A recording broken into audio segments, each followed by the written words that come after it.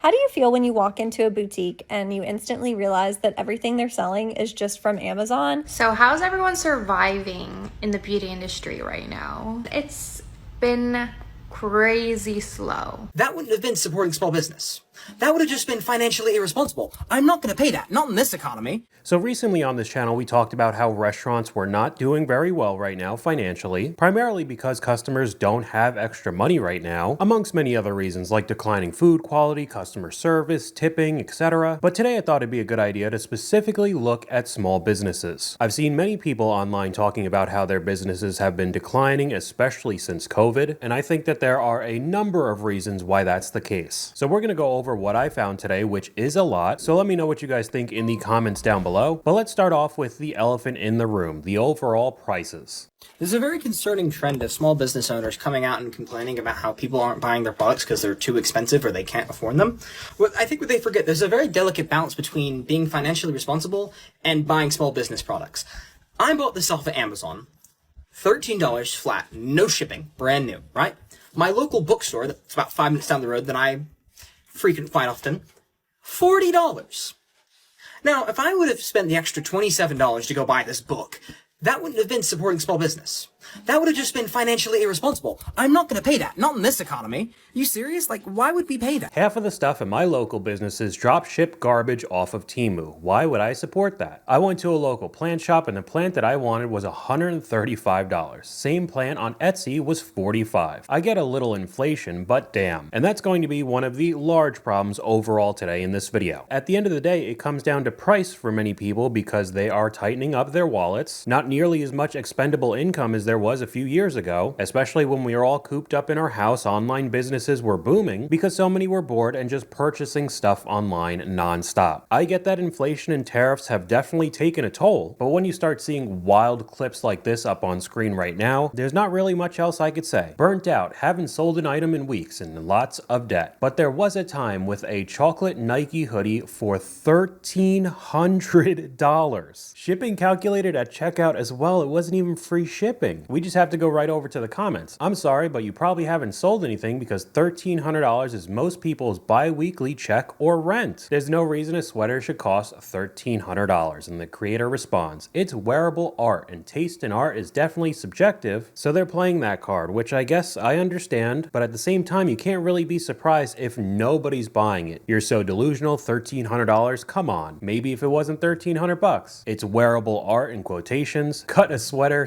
/ blanket and sewed it onto a hoodie. I get that for $30 at the market. Wearable art, it looks like something from Shein during COVID. It's super cute, but I wouldn't pay more than $150 for that, to be honest. I still think that's a lot. A lot of small businesses simply don't make it because they price their stuff way too high. And that's really what's been popping up on my TikTok a lot lately. Hey guys, so as you know, things have not been great for us. It's been a bit of a struggle bus, but we have just hit a brick wall. We have to be out of our warehouse by the end of July.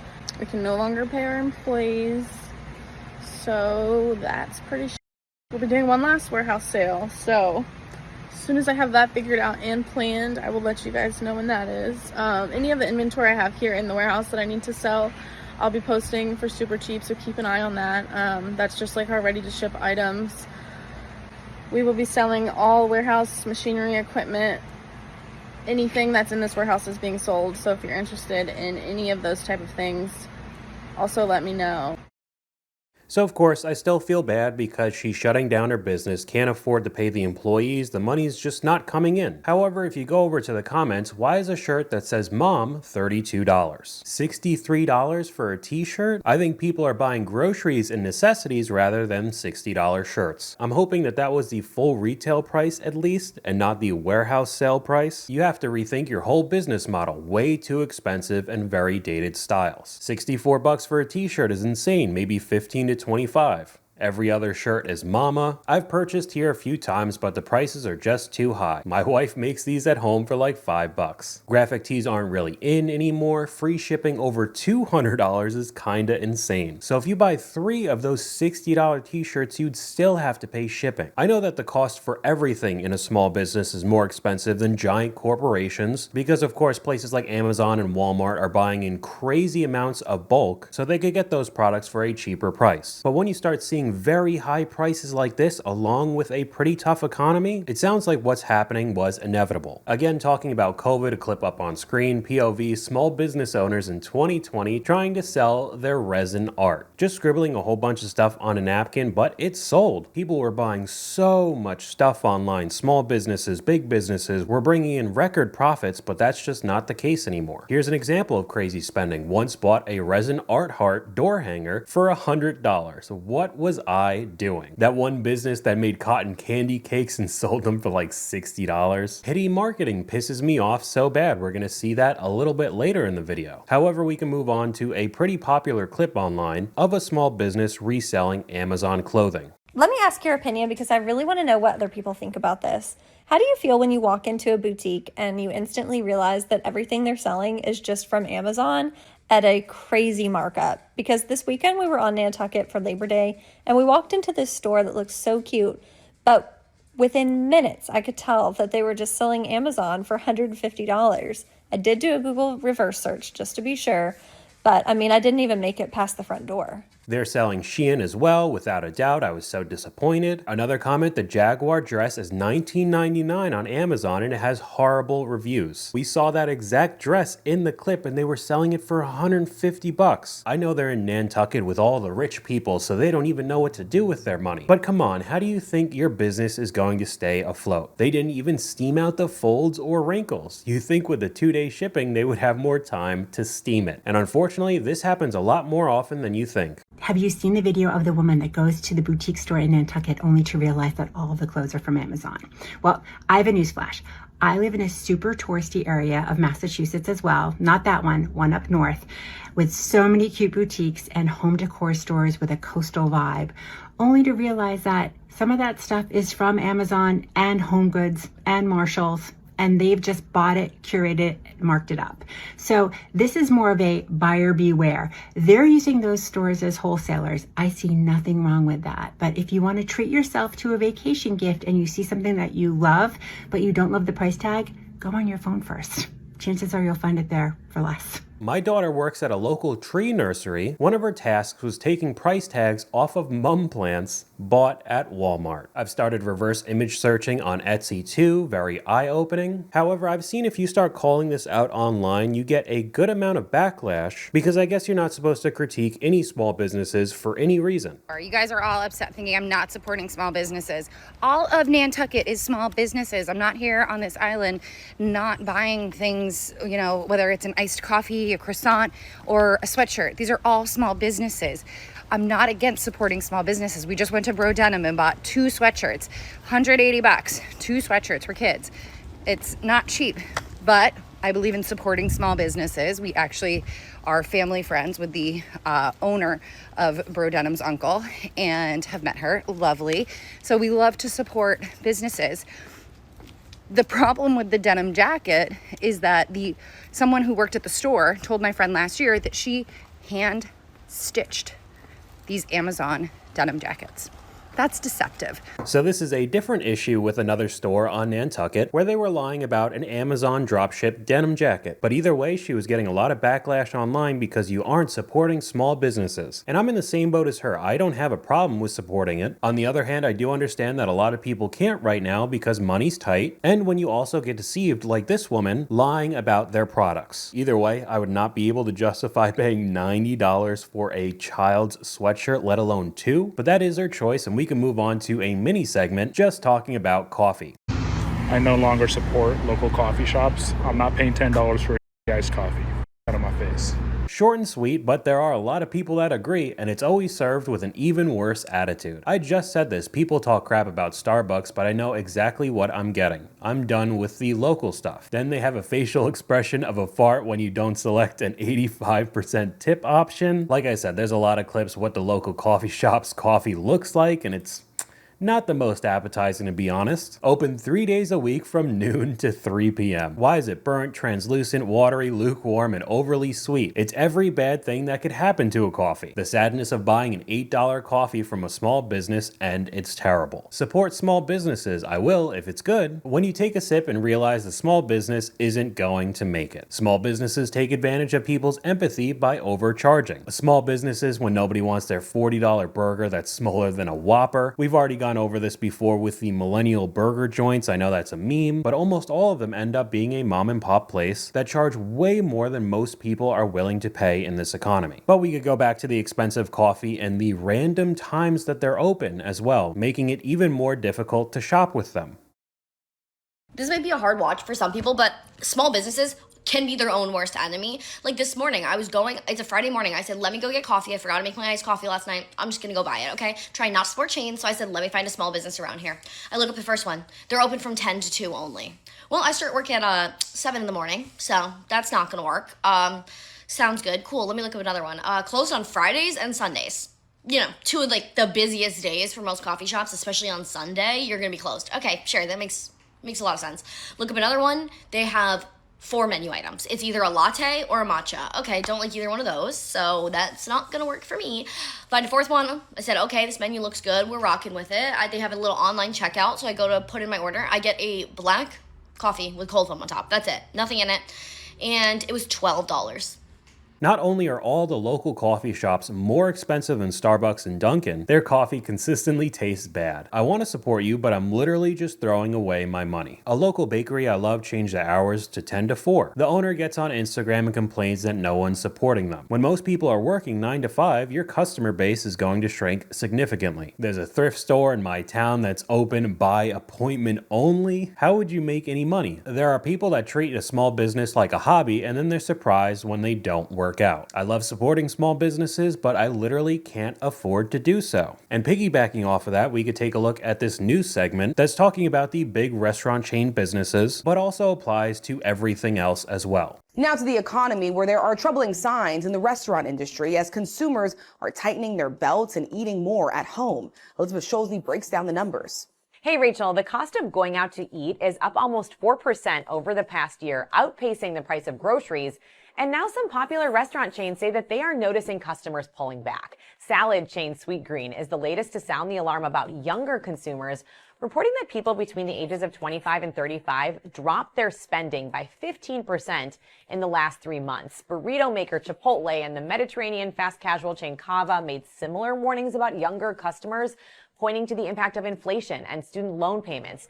And McDonald's, which can serve as a bellwether for the overall economy, says that lower income households are not visiting its stores as much. When it costs $50 to eat out at a casual restaurant, you realize that you do in fact have food at home. Tipping culture is out of control. I'm not going out and paying $30 for Cisco frozen foods. And all of this can unfortunately be talking about the mom and pop restaurants as well. So that's why there are so many clips like this online. So how's everyone surviving in the beauty industry right now? Let me share. I own a salon, a lash salon, exactly, and it's been crazy slow. It's too expensive. The owner replies it's not as expensive, but getting your nails done is still a luxury and not a necessity, so this kind of market is going to slow down during this time. We have a whole paragraph here I see a lot of people complaining about because it's expensive. You know why it's so expensive? Because people don't know or understand that having a business is lots of bills like paying rent, electricity, insurance, buying materials, supplies, all of that. Now do you understand? So bring the money. Where do you think this money's coming from? Do you think customers and consumers consumers didn't know that they had overhead, and now that they realize that the owner has to pay rent and the cost for material supplies, that money's just going to appear in their bank accounts, and everybody's going to go and get their nails done for a most likely wildly expensive price also. I don't think that's going to happen anytime soon. POV, I set up at a market and end up making 0 sales, wasted 8 hours not to make a single dollar, because this is the life of a small business owner sometimes. When a vendor event is a flop with no customers at all, another empty event here, where is everyone? To be honest, I don't think people want to pay to get into an event and then pay for extremely expensive items. I know you use skill and love, but it usually outweighs the cost to the consumer. And that's just reiterated right here. Honestly, I can't afford it. I also don't think it helps when you see absolutely outrageous prices like this pop up on TikTok. What makes you want to go platinum? I just really want to feel brighter. Okay, how often are you wanting to come in to get your hair done?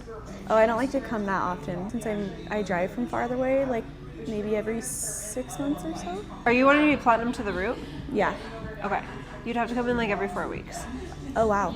Yeah. The price point for that, it'd probably be about $1,600. For just color? Yeah. Wow. Every 4 weeks? Not every 4 weeks for like the first time. Like 16 to 18, I would imagine. I wouldn't know until I like finish it and how much product I use and how long it takes us.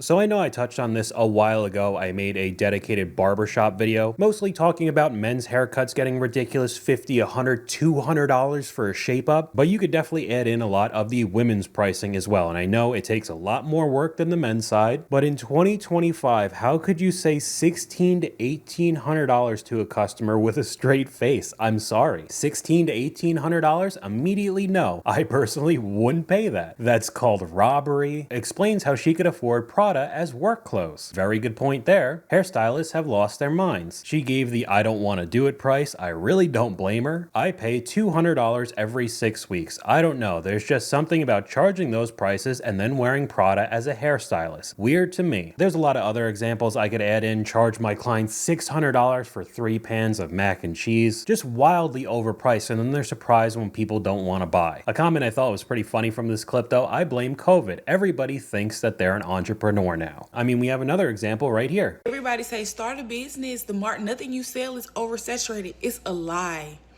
People are so addicted to consumerism, they would rather go buy a $30 product from a celebrity than go buy a $10 to $15 product from somebody they don't know. Which is why I'm in between getting a second job and investing in my business, but I don't know what I should do. I don't know what I should do, y'all. I created this product almost a year ago. Straight over to the comments, lip gloss isn't something I'd ever buy from a random person online because too many people are bottling random products at home. Maybe you should show the manufacturing process, what's special about it, highlight the ingredients, all of that, and I think they make a very good point. Even though makeup as a whole is of course very expensive, with all the big celebrities slapping their name and faces on everything you could think of, at least at the end of the day you know what you're getting. Not just a random lip gloss from a random company you've never heard of. Another comment talking about prices. Girl, people are so poor right now. I don't know anyone who's buying lip gloss at the moment. Everyone's just trying to get groceries at this point. Okay, you guys all want to say shop local, then why are they always rude to me? I am literally a local business owner's dream customer because 1, I love spending money, 2, I love going shopping like around here, and just, yeah, I'm just a great customer. I always buy stuff. Like, I'll literally just buy stuff to be nice. If you're nice to me, I'll buy something because, I don't know, I'm just like that. Like, I'm not trying to be like, I'm so nice, but like, usually I just feel bad if I'm like the only one in the store. I'm like, oh my gosh, I have to buy something. And I think that's how a lot of stores get people. They almost feel guilty because they don't have any customers. You're the only one in the store. Almost strong arms you into purchasing something. And then on top of it, at least with this story, they're rude to their customers. She talks about how she was a regular at this particular shop. However, she ends up telling the incorrect name to one of her coworkers while they're there. And then the owner ends up getting super angry and yelling at her saying, that's not our name. Just being overly rude for a simple mistake with, again, somebody who's been regularly giving you money. Probably not the best way to retain customers. You know who isn't mean to me? Amazon. I literally avoid boutiques because all of the employees give me mean girl vibes. I feel like local boutiques are just fast fashion disguised as bougie. None of the clothes are comfortable either. Can I say something? A lot of times these local businesses that people like to hype up, they just suck. People always want to say, oh, you know it's going to be good when the restaurant has this or that, whatever rundown aspect to it. Yeah, sometimes they're good, but a lot of times they're not good. People talk about supporting small businesses for ethical reasons too, and sometimes they're way worse to workers. For real, and small businesses don't equate to ethical. I work for a hipster ice cream shop and I'd take a corporate job over it any day. I worked at a small cafe in town and only realized after getting a new job at a franchise restaurant how many labor law violations were happening. And this is not a one-off experience as well. On the topic of jobs, one place you will never catch me working again ever is a small family run business. I will never go back to one of those places because I don't understand what it is, but the vibes are just so bad. I've never actually met anyone who's had a good experience at a family run business, even the family. Like when I worked at one, I think I went in 10 minutes late one time. I had a very legitimate excuse. I actually had proof, I had evidence. And my boss just goes like, oh, it's a fine, Krista, you know, just go work on the till, whatever. So I'm working on the till. And she goes behind this plasterboard wall. We were having renovations at the time. She goes behind the plasterboard wall and I hear her telling everyone else in the back of the shop how she can tell I'm a liar and she can always tell a liar by their eyes. I mean, clearly not, first of all, because I was actually telling the truth. But also, that's insane. That's insane behaviour. And also very weird from a grown adult to literally the teenager that you pay £6 an hour to work on the till. Like, is it that deep? Is it that deep ever? Husband and wife run businesses are absolute hell. I truly think because they're a family business, they could speak to you like their kid. In hindsight, I should have walked out, but I needed the money, so I took the disrespect. I don't really know what to say because I know this makes it look like I'm the biggest fan of the giant corporation Walmart, Target type places, which I'm not, but I understand people who want to save as much money as possible, and it's not like you won't have the same problems while working for a small business. Now we could switch over to the farmers markets and those types of businesses along with the vendors that come along with it. So I'm at the farmers market. When did it become so expensive to shop at farmers markets? I seem to remember getting a grip of produce for like 20 bucks years ago. Now it's just an excuse for yuppies to spend oodles of money. $3 for a bunch of green onions, $10 for a dozen eggs. Watched a documentary about farmers markets, and most of them get produce from the same place as local grocery stores. I spent $17 on 2 loaves of bread. I always thought farmers markets are cutting out the middleman, but it's more than the store. I don't even go anymore. Farmers markets are insane now. $15 for a small thing of raspberries, $45 for a tiny candle. I mean, it's actually outrageous how much money they're trying to milk from us. Here's a collective farmers market haul as someone who tries to eat local. I started off with the berries. I got a full pack of blackberries and a full pack of raspberries. And then I grabbed some raw local honey. I got a 3-pound jar and I'm slowly working my way up to a 12-pound jar. And then I grabbed some of this goat and cow cheese. This one is one of my favorites from them. And then I grabbed about a pound of beef liver. I'll be eating about a ½ ounce each day. After that, I got a pound of wild yellowtail. This is one of my favorites. I like to eat it either raw or grilled. The last thing I got was another plant. Okay, so some of the prices aren't absolutely outrageous compared to larger stores, but overall, she ended up getting 6 things and what was it, $120, $130? People don't have that kind of cash to spend on these things anymore. $30 for berries? Another one up on screen, what I got at the farmer's market for $90? Going through the produce she ended up purchasing. This is so expensive, OMG. I looked at this and genuinely think that it should be $40, and I'm shocked by the fact that it's way above that. You guys sell your cookies for $5. How did you determine your pricing? Our cookies are actually really competitively priced. Walk over here with me. Yeah. We have really large cookies. Per ounce, we're actually priced like really competitively compared to like Tiff's. We're actually cheaper than them. $5 is kind of the cap. If it's more than that, they won't buy it. So it was really hard for us at the beginning to actually charge $5 because we just had this idea that people wouldn't buy it. But now I can confidently say our cookies are worth way more than that and people happily pay it. So I don't know if he's being 100% truthful saying people are happily purchasing, or if it's just for the TikTok and the exposure for more people to come to his business, but the comments definitely say something else. No, those are $3 cookies. Priced competitively is code for overpriced. Saying that over and over again in a very short video kind of makes it seem like you're trying to convince the customers that it's priced well. Still just flour, sugar, and chocolate, right? Their really large cookies seem suspiciously average sized. Ridiculous $2 to $3 max, trying to normalize $5 for a cookie. We could take this a step further with festivals and these small businesses, how much we spent at Panda Fest ATL. A pina colada, $27. Coconut ice cream with sticky rice and mango, 17 bucks. Half a squid, $16. Chicken cabbage and beef dumplings for almost 17 bucks. Dubai chocolate strawberries, almost $18. Hot Cheeto mac and cheese for 10 bucks. That looks nasty. Chicken cabbage dumpling for 11. A beef and chicken stick being almost 33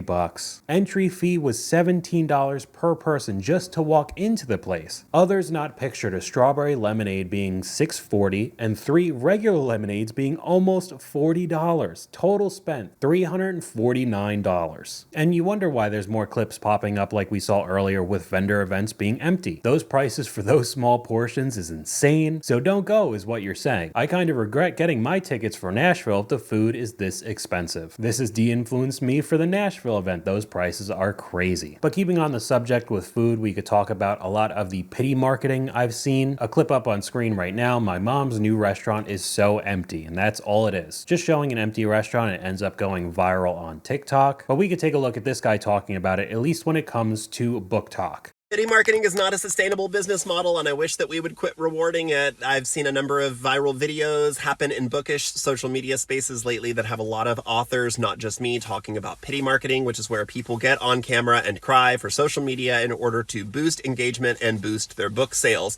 A lot of these viral videos are completely made up, whole cloth. These stories never actually happened. There was never a book signing where people didn't show up. There was no book. There was no signing. This is a person who did a little self-published book and then stuck it up on social media and had their friend hide in the bushes and create a couple of videos with somebody wearing a fake wig, or they just sat at a table in a bookstore but didn't actually have a book signing. There was nothing organized with a bookstore.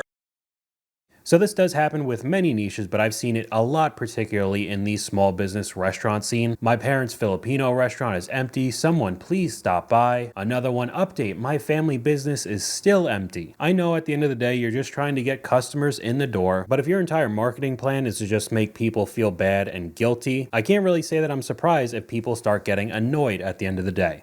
Here's what hasn't sold yet at LA Comic-Con that I thought was gonna sell right away. So prove me right. These cookie cutters. Oh my gosh, doesn't anybody love functional stuff? Look at this. So cute, the cookie cutter. And this Dragon Ball Z coaster set, you get all 7 Dragon Balls plus the finder, and they sit nicely in this case.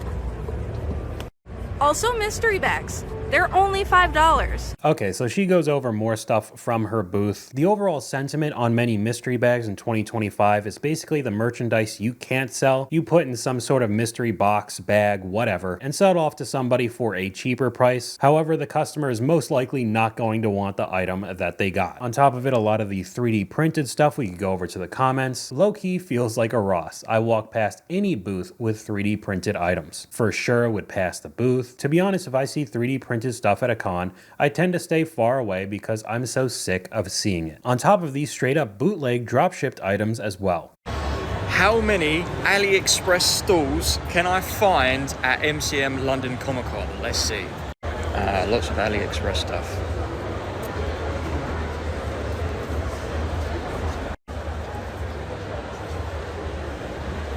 Right, so here's another Aliexpress one.